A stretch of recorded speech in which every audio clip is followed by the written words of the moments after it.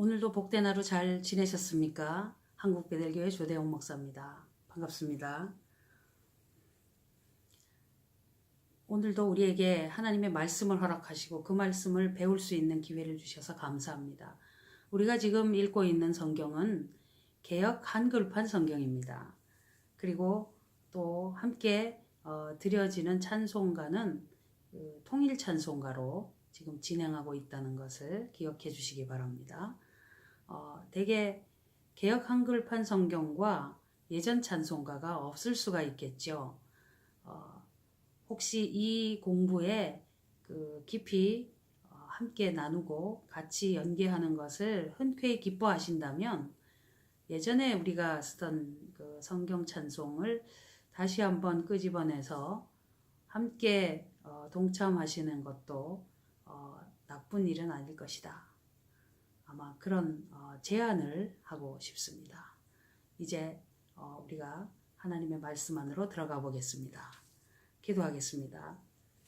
하나님 아버지, 우리에게 한글로 된 성경을 주시고 이 성경을 많은 루트를 통하여서 우리에게 참으로 귀하게 전해질 수 있도록 은혜 주셔서 감사합니다. 한때는 성경을 사람이 들고 읽지도 못했던 시절이 있었는데 우리에게 이런 귀한 말씀이 도처에 이렇게 많이 널려 있는데도 하나님의 말씀을 잘 읽지도 않는 게으름 속에 우리가 있었는지를 돌아보게 됩니다. 이제 하나님께서 허락하신 이 말씀을 우리가 바로 읽고 분별하여서 하나님께서 말씀하시려는 것을 밝히 알고 우리 하나님의 자녀로서의 삶을 살아가게 되기 원하오니 저희들에게 성령 충만으로 함께해 주시옵시고 말씀 읽고 공부하는 일에 열심을 품을 수 있도록 성령 끝까지 인도하여 주시옵소서.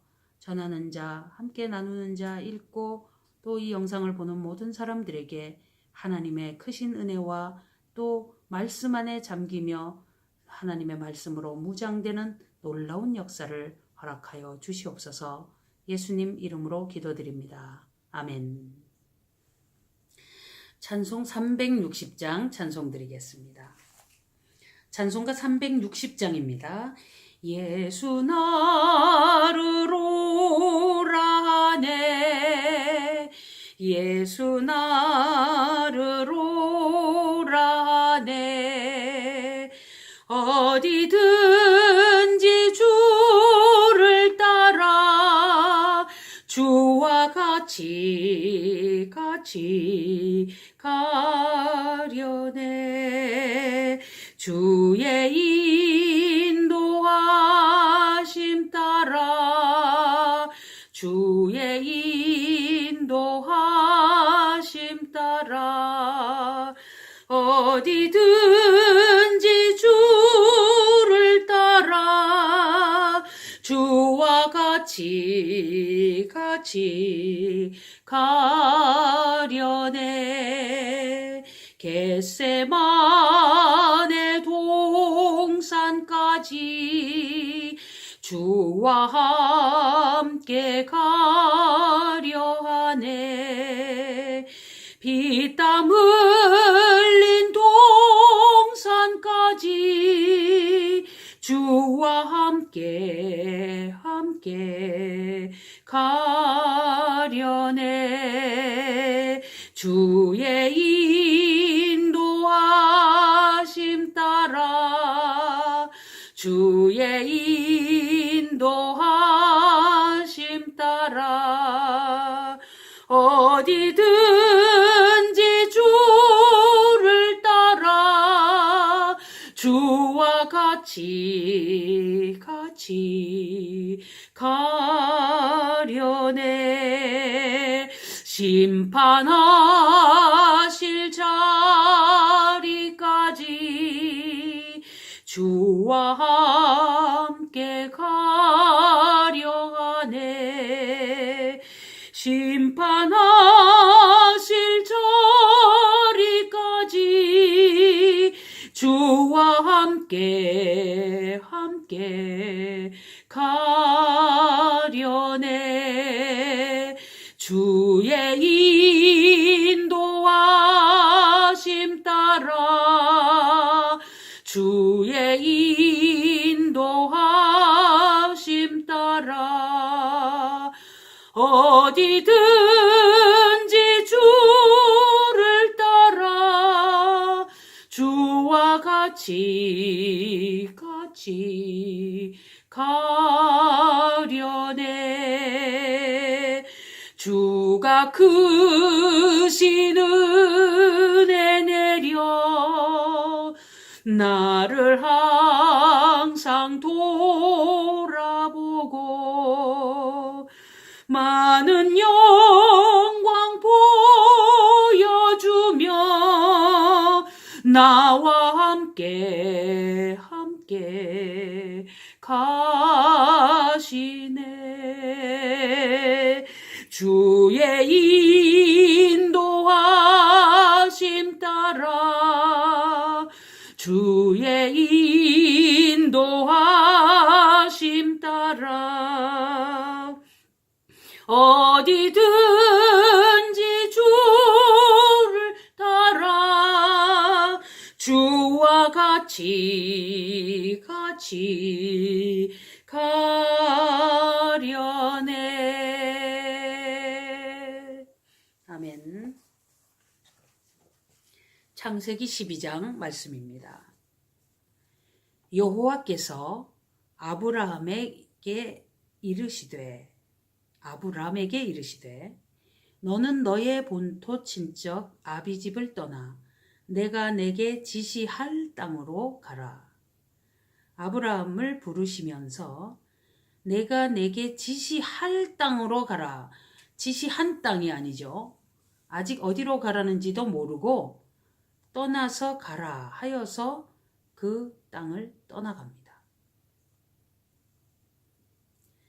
내가 너로 큰 민족을 이루고 내게 복을 주어 내 이름을 창대케 하리니 너는 복의 근원이 될지라. 개역 개정판에 복이 될지라 이렇게 되어 있다고 우리가 알고 있죠. 하나님께서 아브라함을 부르셔서 큰 민족을 이루고 복을 주어 창대케 하셔서 복의 근원이 되게 하신다. 이유가 무엇이냐? 아브라함을 멋있게 만들려고, 혹은 하나님께서 아브라함이라는 한 사람을 무슨 주술적인 어떤 무속인처럼 쓰는 것이냐? 결단코 그런 건 아닙니다. 복의 근원이 되리라. 이 아브라함과 다윗의 자손 예수 그리스도의 세계라, 족보가 마태복음 1장에 시작될 때에 이 아브라함의 이름이 거명되는 것을 우리가 꼭 기억을 하면서 이때부터 시작하여서 하나님께서 이제 구체적으로 예수님을 이 땅에 보내실 것에 대하여 더 확실한 이제 수순을 지나간다. 그렇게 우리가 이 말씀 속에서 그 역사적인 것과 연계하여서 충분히 이 복이라는 것이 무엇인지를 그렇게 정의를 합니다. 부자가 되는 것이 아니라 아브라함의 후손을 통하여서 오는 하나님의 백성으로서 회복되고 또 주님의 자녀로 인침받고 하는 그런 복을 말씀하신다고 봐야 성경 전체에서 우리가 가장 보려고 하는 중요한 그 점을 잘 짚은 것이다. 그렇습니다. 너를 축복하는 자에게는 내가 복을 내리고 너를 저주하는 자에게는 내가 저주하리니 땅의 모든 족속이 너를 인하여 복을 얻을 것이니라 하신지라. 아브라함에 의해서 모든 족속이 복을 얻는다. 축복하면 복을 내리고 저주하면 저주한다.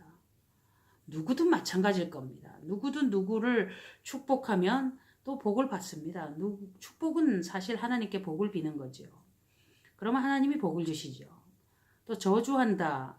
남에게 저주해서 결단코 좋을 것이 없을 겁니다. 이게 일반적으로도 맞습니다. 분명히 아브라함에게만 해당되는 것이 아니라.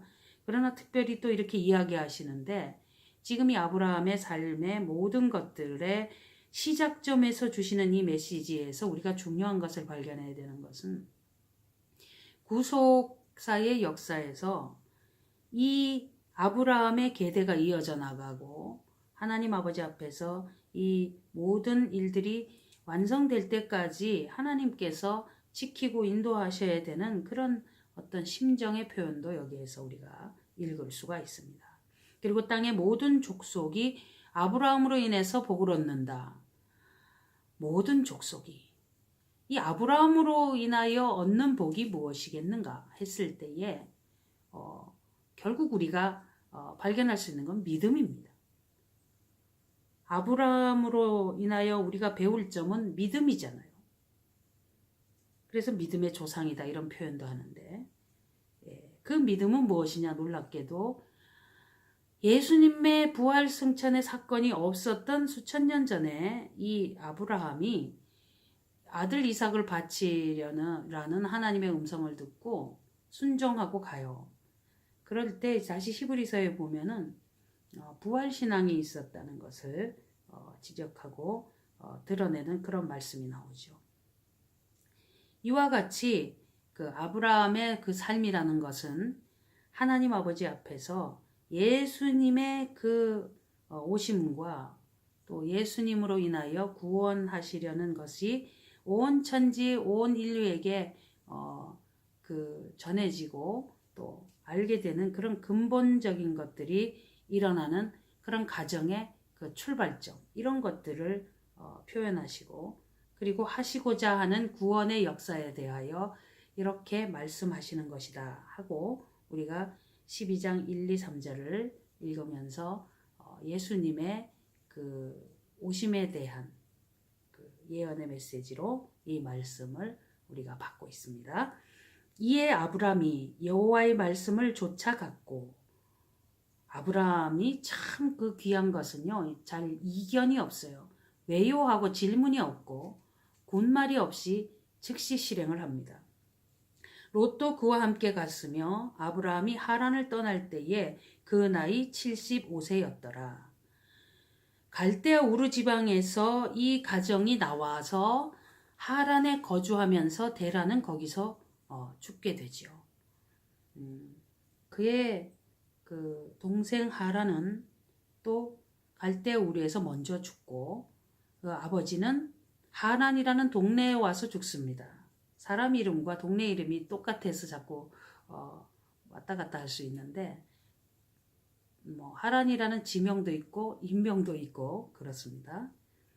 그리고 데라는 205세를 향수하고 하란에서 죽었다. 그러니까 하란에서 아브라함이 나올 때는 적어도 데라가 죽은 이후니까 아마 그 족보의 그 연대표를 보면은 데라가 죽은 때가 언제인가 하고 찾으니까 2077년으로 나옵니다. 그러니까 2077년에 데라가 죽은 이후에 하나님이 그 아브라함을 부르신 걸로 그렇게 계산이 나오죠. 그렇게 나와야지 이제 아마 그 모든 답이 되겠습니다. 그죠? 그러니까 1942년에 태어난 아브라함이 하나님이 75세에 부르셨으니까 거기에 75를 더하면은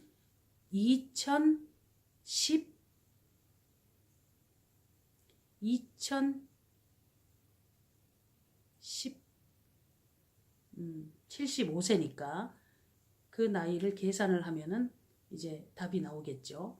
이제 그렇게 해서 그 산수를 잘해야 되는데 그죠? 예. 75세에 나오게 되었고 그리고 그 계산을 하게 되면은 이제 답이 나오게 되겠습니다. 예. 아브라함이 그 아내 사레와 조카 롯과 하란에서 모은 모든 소유와 얻은 사람들을 이끌고 가나안 땅으로 가려고 떠나서 마침내 가나안 땅에 들어갔더라.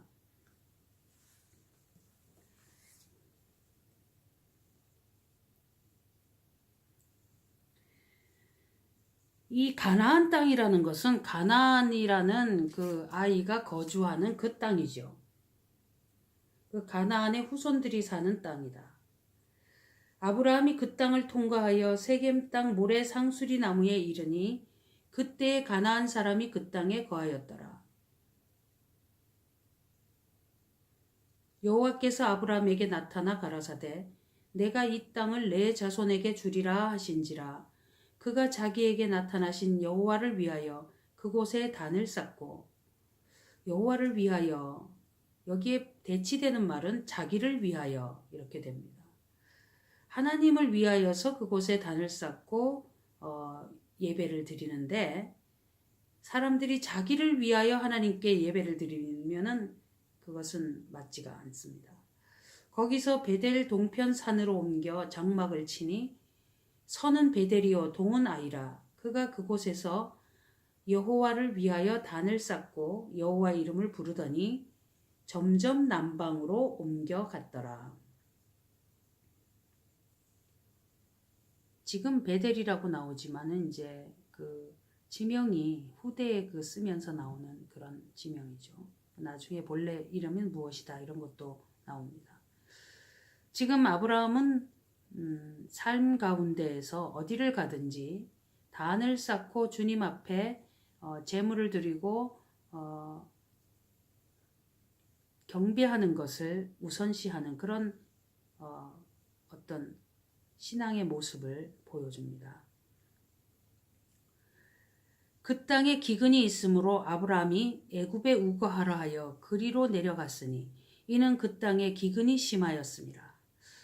기근이 심하여서 애굽으로 내려가는 이야기가 여러 차례 나오는데 후대에 이제 그 요셉 때에도 그와 같은 일이 있었죠. 그가 애굽에 가까이 이를 때 그 아내 사레더로 말하되 나 알기에 그대는 아리따운 여인이라. 애굽 사람이 그대를 볼 때에 이르기를 이는 그의 아내라 하고 나는 죽이고 그대는 살리리니 원컨대 그대는 나의 누이라 하라. 그리하면 내가 그대로 인하여 안전하고 내 목숨이 그대로 인하여 보존하겠노라 하니라. 가만히 보면은 참 부인을 사지로 내몰고 자기는 피하려고 하는 것 같이 그렇게 보여지는데, 아브라함이 애굽에 이르렀을 때에 애굽 사람들이 그 여인의 심히 아름다움을 보았고 바로의 대신들도 그를 보고 바로 앞에 칭찬함으로 그 여인을 바로의 궁으로 취하여 드린지라. 이에 바로가 그를 인하여 아브라함을 후대함으로 아브라함이 양과 소와 노비와 암수 나귀와 약대를 얻었더라. 여호와께서 아브라함의 아내 사레의 연고로 바로와 그 집에 큰 재앙을 내리신지라. 어떤 내용인지는 자세히 모르겠어요. 그런 일이 있었다는 겁니다. 바로가 아브라함을 불러서 이르되 내가 어찌하여 나를 이렇게 대접하였느냐? 내가 어찌하여 그를 내 아내라고 내게 구하지 아니하였느냐? 내가 어찌 그를 누이라 하여 나로 그를 취하여 아내를 삼게 하였느냐? 내 아내가 여기 있으니 이제 데려가라 하고 바로가 사람들에게 그의 일을 명하매 그들이 그 아내와 그 모든 소유를 보내었더라. 12장은 이렇게 마쳐집니다. 누이였기 때문에 아내를 누이라고 이야기하는 것이 잘못된 것이 아니다 이렇게 표현을 하고는 있지만은 우리가 하나님 앞에서 이렇게 하는 것이 마땅한지에 대한 많은 고민이 좀 있습니다. 여기 본문에는 그 다른 이야기가 없지만은 하나님께서 이 가정을 유지해서 인도하시고 이끌어 가시면서 그 하나님의 그 하시고자 하는 일들을 이루시기 위해서 참 그때그때 역사하시는 것들을 보게는 됩니다. 이 일들의 근원은 아브라함을 잘 살게 하기 위함도 있겠지만은 하나님과의 어떤 그 언약과 또 그 이후에 그 하시고자 하는 핵심적인 사항이 바로 구속사, 구원의 역사와 연관이 있기 때문에 만일에 이런 사태 이후에 아브라함이라는 사람이 갑자기 뭐 죽임을 당해서 그만 없어지게 된다거나 이렇게 된다면은